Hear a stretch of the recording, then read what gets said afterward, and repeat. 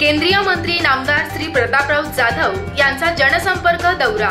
दिनांक 25 जानेवारी रोजी मेहकर तालुका जनसंपर्क दौरा आयोजित कार्यक्रमानिमित्त नायगाव दत्तापूर येथे नामदार श्री प्रतापराव जाधव, माजी आमदार डॉक्टर संजय रायमुलकर, सुरेश वाळूकर, संचालक शत्रुघ्न निकम, शालिक निकम, समाधान निकम, विठ्ठल निकम, लहुजी शक्ती सेनेचे तालुका अध्यक्ष मोहन दुतोंडे तसेच सरपंचपती श्री विलास गवई हे उपस्थित होते।